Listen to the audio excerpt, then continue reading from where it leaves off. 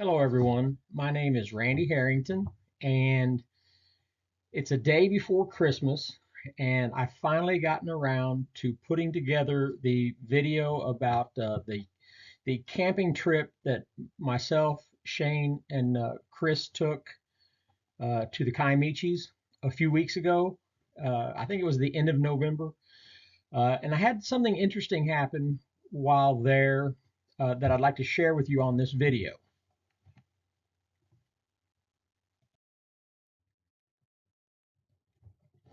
All right, first, the location of the campsite. If anybody's watched any of my videos before, you should have a clear understanding of the location in the Kiamichi Mountains where I've spent most of my time. So this little map here shows an X on the lower area. That's the original base camp from all of my years of being down there. But apparently they're building some cabins further back on that lower ridge. So this time we went up on the ridge and picked a different location. So this was my first time camping here, even though I had an experience before of putting an empty campsite, an empty tent, and having something run by the tent at 2 a.m. So that also is in a previous video. But for this campsite, I'm up there and I set up a campsite. And I get there, a week or so before Shane and Chris. Shane and Chris actually showed up on Thanksgiving. So I was there a week before Thanksgiving and basically just clearing, clearing the road. The road coming in was very rough and enclosed in. So I did a lot of clearing of brush and moving rocks and setting up the campsite. I was really just going to enjoy some alone time while I was there waiting on them to show up on Thanksgiving. So here is a view without the trees. This is a topography map of that location, and this way I can actually show you, the road that comes in on the top of that ridge goes in this direction, and it turns off right at the top of this and turns up right there. So the campsite was set up. There would be the tent right at the edge of that steep drop off. So this was all covered in trees, and there's just a trail, that comes up into there. So basically, I would have the tent there. My kitchen tent would be faced in this direction, and the vehicle would park right in here. So keep that in mind that this is the topography of everything that I'm going to explain to you happened on this in this spot in this location. All right, most of the time, for the first week, I would do things like cut firewood. Sitting around and reading is one of my favorite activities, especially when I'm camping alone. I just enjoy I enjoy reading a good book. Most of the time it's a Bigfoot book, but I also have lots of other interests, in the books that I read. So I do enjoy reading. It allows me to sit quietly, not only absorb a good book, but I can really take in my surroundings and what's happening around me with my ears, so I can listen to everything that's happening around me. So it's a great activity if you camp alone, as far as you know being able to hear things. So just sitting around reading and being quiet. And I did a lot of things at night. I went out and I flew my thermal drone in different locations. I'd walk around and you can see here that I put on my fire department sweatshirt. And if you've watched any of my other videos, you'll realize the significance of that fire department shirt possibly being something that the Bigfoots in that location might know me because of that sweatshirt. Don't know for sure. Nothing I can hang my hat on as being for sure, but just in case, there's times when I'll be out that especially when it's cooler and I need a sweatshirt, that a fire department sweatshirt is what I'll wear because I'm retired fire department, and many years going down there, is what I'd be down there in the fall, and so I'd wear a fire department sweatshirt. So I'm hoping for the recognition, if there are any still in that area that remember me from coming in down there, would remember the shirt before they would remember the man. All right, now here's a view of the campsite. So you can see my tent here to the left and the kitchen area. I had some rain the first couple of days, a lot of sprinkles and some days of rain. So I had to set up all these tarps. I did not bring a canopy, so I had to rig up ropes and limbs and canopy, especially over the kitchen area. I like to have a canopy over or a tarp over my tent just for to be safe. I don't want to have to deal with any leaky tents in the middle of the night, so I always tarp my tent. But I had to really tarp that kitchen area, because I got all my food and I like to cook and stuff. So that's you're going to need to keep this in mind when I'm telling this story, and hopefully I can convey what happens, and you can tell by the way things are set up that you'll understand where and how things happen.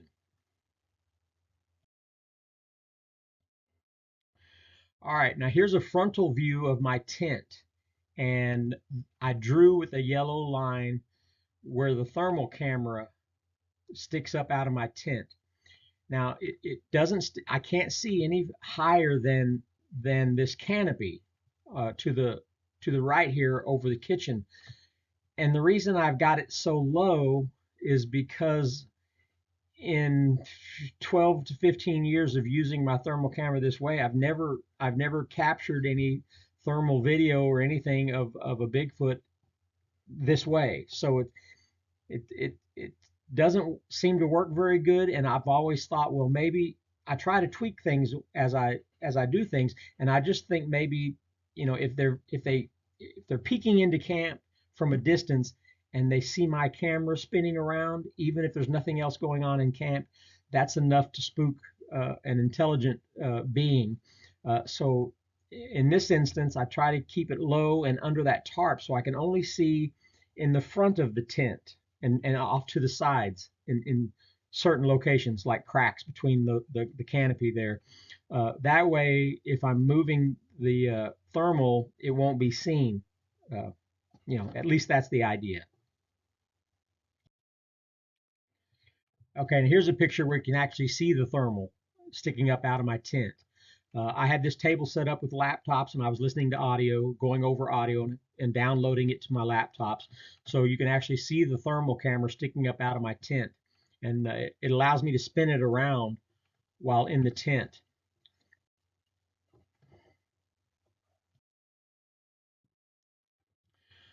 All right, now here's a view where you can see behind the kitchen canopy in the kitchen area. And the reason I'm showing you this is because everything that I'm going to explain to you happens because of a parabolic log that I had sitting right here in the fork of this little tree. I'm doing this in red, and I had the cord run to my tent with a headset on. So this is where the log was, parabolic log, that I was recording. It was on the sixth night. I'd been there for 6 days, and this was the sixth night. And the next day was the day of Thanksgiving, and Shane and Chris weren't going to be there until later in the day. So I had been there for a full week on my own. So it had been slow, not hearing a bunch of stuff until this night. Okay, and here's the nighttime shot of that recorder log sitting in the tree, only a foot or so off the ground, pointing back in the woods behind the kitchen tent.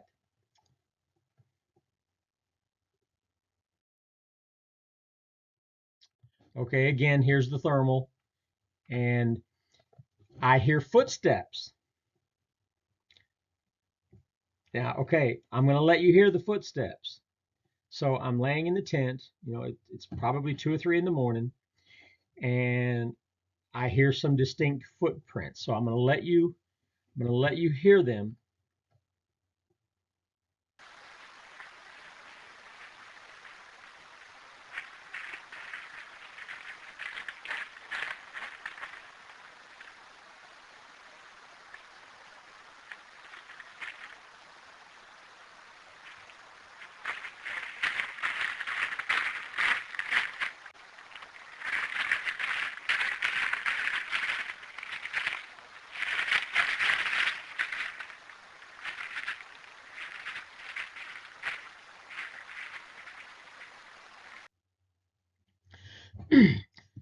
So you hear them up close. They come up somewhat close to where the recorder was, where the parabolic log was, and then you hear them go away. Now, when I'm in my tent, you got to understand that the way I've got my thermal set up, it's running through a hole in the tent, and I had the thermal camera sitting in a case that opens up on a table. And the table is over the top of where my head is, and I've got black uh, moving blankets set up all around the table and clamped to the table so that when I'm under that table laying in there in my sleeping bag, I can have my phone on or even have a light on and have no light show outside of the tent. So it allows my tent to look like it's empty, or not empty, but inactive, like I'm asleep, even though I'm awake.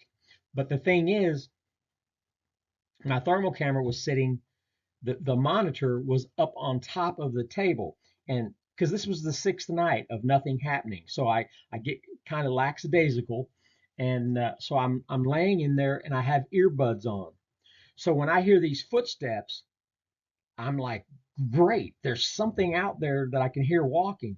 So I quietly ease myself while I'm hearing these footsteps out from under my table, and my earbuds were too short to get to where I could go up to look in the monitor and listen at the same time.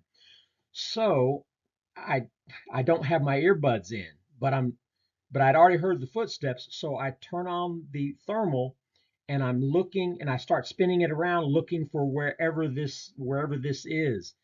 And I'm scanning, and so I don't know the direction. Even with the parabolic, even with the earbuds in, it doesn't tell me direction of sound. So I'm having to look as far as my camera will sweep back and forth, looking for any heat signatures. And as I pan down at the end of the drive coming into the campsite, I just saw a fleeting glimpse of a vertical uh, heat signature going from my left to right, and it was gone. And I'm kind of in shock, because I'm like, because I've never seen what even could be a Bigfoot in this way. So it was just fleeting, and it was gone. So I'm sitting there kind of looking in that area, hoping that it re-shows itself. And in just a few minutes, I hear some hoots. And since I did not have my earbuds in, I could tell what direction the hoots were coming from.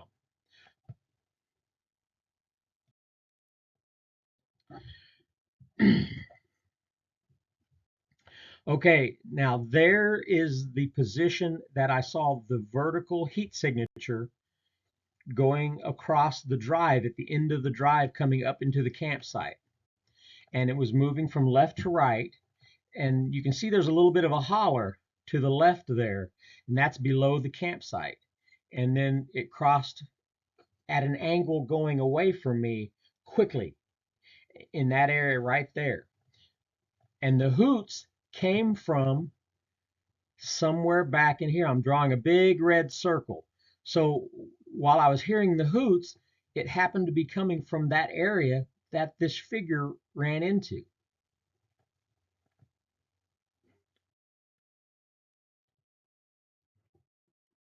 Now, here is an overview of from what I could gather from what I was hearing in the footsteps. It felt like something was walking up out of that holler. So this is a low area, and you can see the yellow circles are my tent and vehicles. So with the parabolic microphone behind my tent right in here, I'm assuming that the way I heard it was footsteps coming up out of that holler. And this is just was my interpretation of what I was hearing, even though and the only reason I had an idea of where it came from is because of where I saw the figure on the trail and the direction that it was going. So that tells me it was coming from the left. So I'm going to assume that it was coming up out of that holler and then saw my campsite when it broke the edge of that horizon, the horizon dropping down. At some point, as you're walking up there, your head would break over it and you'd see my campsite sitting there. So I'm assuming that that's how it worked. And then it got a little flustered and then took off down at an angle and then crossed the road there where you could just see my campsite as it crossed. And apparently that is what happened. So here it is again. This circle shows the gully that drops downhill away from my campsite. The figure was down at that end there, and the arrow shows the direction of its travel. Okay, now this upper picture shows again the figure from my point of view at my campsite looking down that road, and it just crossed right there. And the lower picture shows that position looking back up towards my camp. So you can see just the very, very, very thin point of view of being able to catch it crossing there from my tent where I had my thermal. So it was just fleeting. It was something vertical, and I was quite excited about it. Because I've had a lot of things happen before where I've seen heat signatures that never revealed themselves, like say like from a creek where just something just maybe barely peeking up and never revealing itself in a way that I could tell what it was. So I've never had a sighting as good as this one. And no, the thermal camera doesn't record when it's turned on, or I'd have a lot of video that never had anything that I'd have to deal with. And I also film with a GoPro. I've got a contraption where the GoPro has to be flipped forward to look at the thermal monitor and then hit record on the GoPro. So it's not as simple as hitting a button and saying, okay, I'm filming. So it was so fleeting that if I would have seen it there, say like messing around my camp, I would have had time to get the GoPro turned on and pointed towards the monitor. But when it's fleeting like that, I mean, I'm still looking for a heat signature even at where it's at. At that point, it could be a coyote walking through there. I don't know what it's walking. I mean, I've caught animals before, so you can understand my frustration in not having the thermal recording constantly when it's turned on. But that's just the way it is. I saw the figure, and it's everything else that we're going to have to look at to determine what it was. Okay, now here's the topography view that shows the elevations and stuff. And so you can see, I've got the campsite drawn here, and the tent and the kitchen area. And I drew black footprints coming up out of that gully to give you an idea of the terrain where it was coming up out of that gully towards the campsite, and then bolted down and crossed. So the black arrows show where I had my sighting at the end of that little drive where it curves back and then went over into that other area. And that other area is where the hooting calls came from. So I'm sitting there still trying to find the heat signature, and I hear these hoots. So now I'm going to play those hoots that I heard.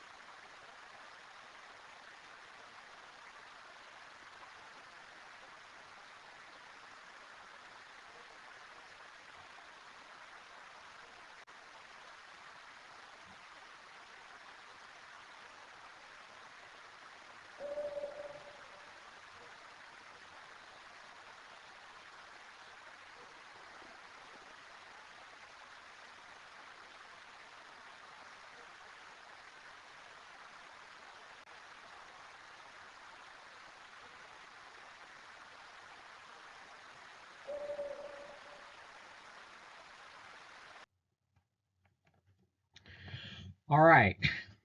Now you can understand at that point, when I realized the hoots were coming from the location that the figure ran into, I'm quite excited at that point, especially since it was preceded by a bunch of footsteps. So I'm in the tent, and I'm just kind of scouring that area down at that end, hoping that it exposes itself again. Of course, it didn't happen. Nothing else happened. But I sat there for the longest time, hoping to see, like maybe it was still going to poke around and be curious about what I was doing there. But I never caught anything else. No more sounds, no more hoots, no more anything. So we have to get into the next day. And Shane shows up. And I take Shane down and show him. I never went into that area.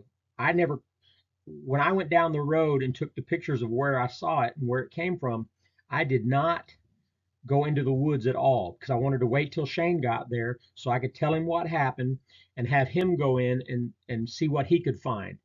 And indeed, he did find compressions coming down from the back side of the kitchen area where something came up, went and came down, crossed the road where I said it did, and went into the woods on the other side, and they were all confirmed with 11-inch compressions. Now, from what we've seen at the 400, I would assume that 11-inch compressions are certainly a juvenile. I think even in the beginning at the 400, when we found the 12-inch tracks, when Shane found the 12-inch tracks of the female, she apparently was a young female because over the next 4 or 5 years, her prints have gone to 14 inches, so she was still growing. So even she was giving birth, it seems, when her prints were 12 inches. So so I'm going to assume that these 11-inch compressions would be a juvenile of some sort, subadult, allowed to be out on their own, those type of things. But it's very interesting that the prints corroborated the direction of travel that I saw the figure travel from and to, and we've got the audio of the footsteps, we've got the audio of the hoots. It's very interesting. All right, now here's the area looking back. That's standing in the roadway at the end of the drive, looking up at an angle down into that gully behind the kitchen area. So that's where the compressions come from as it crosses the road. And then you spin around, and that's the direction that the compressions went into, where I heard the hoots come from. So it crossed the road right there as the camera view is showing where the figure was that I saw with my thermal. Now this is at the other end of the turnoff coming off the logging road down, and then it cuts to the right to go back up towards the camping area. So this is the view from the other location where you can see that it is a holler or a gully that it came up through, crossed, across the drive there. But this is from the other point of view on the other end of the drive, and the campsite is at the far end, cutting back up just past that figure. The road cuts to the right and goes up to the campsite.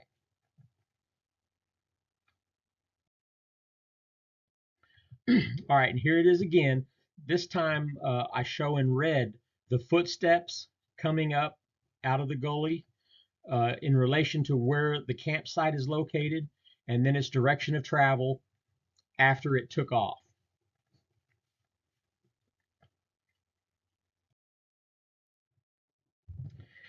And that's all I have for you. It's a short video, but it's got some stuff happening there, and I appreciate you tuning in. Please, share with people. I mean, I'm trying hard to just try to be extremely detailed in what I'm trying to show you that happens. So there's no guesswork. Uh, there's a long way to go. I think we're inching forward with what we're trying to do here. But always, please tune in, share it if you will. I certainly appreciate it. And get your friends and family to subscribe. Thank you.